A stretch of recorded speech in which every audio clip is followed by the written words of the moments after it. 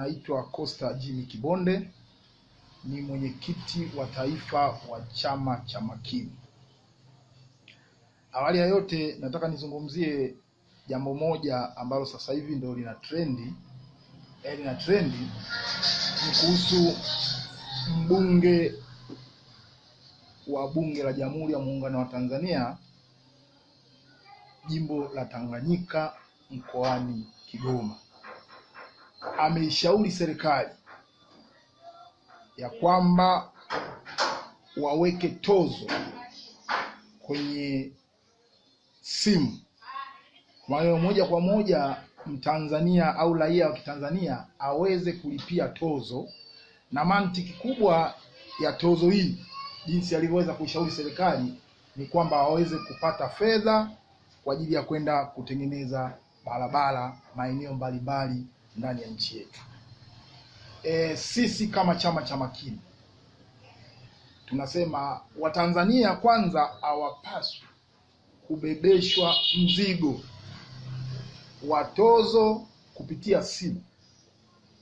Hilo sisi kama chama cha Makini hatuliungi mkono, kwa sababu hatuna sababu ya kuwabebesha Watanzania mzigo mkubwa wa tozo, ili hali maisha yenyewe ya Mtanzania kwa sasa hivi ni maisha wanapitia kwenye hali ngumu, kulingana na kwamba mafuta yamepanda kwa maana ya petroli, dizeli na mafuta ya taa, ambayo kimsingi tunasema yamesababisha mfumuko wa bei, vitu vingi kupanda.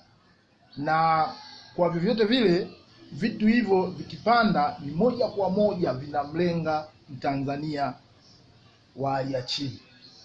Kwa hiyo hatuna sababu ya kuongeza tozo kupitia simu. Kwa hiyo hatuwezi tukakubaliana na huo ushauri wa mheshimiwa mbunge.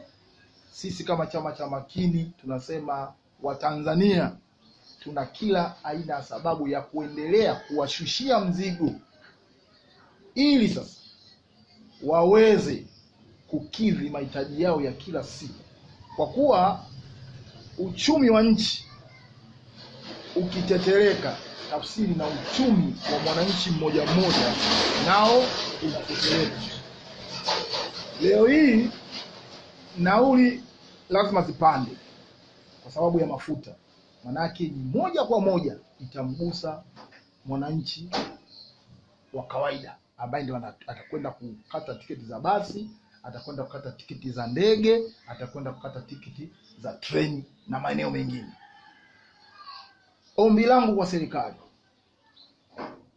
ili kuondokana na hilo, penyingine serikali waweze kufanya kuweka jitihada za makusudi, waweze kuweka ruzuku kwenye mafuta, ili sasa mafuta yaweze kushuka bei, na hatimaye sasa serikali itakuwa imeweza kumsaidia mwananchi wake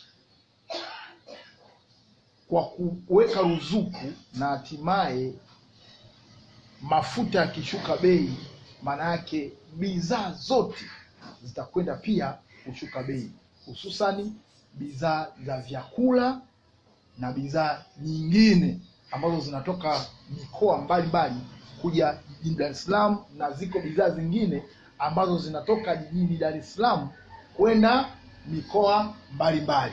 Kwa hiyo serikali inao wajibu wa kuweka ruzuku kwenye mafuta ili mafuta yaweze kushuka.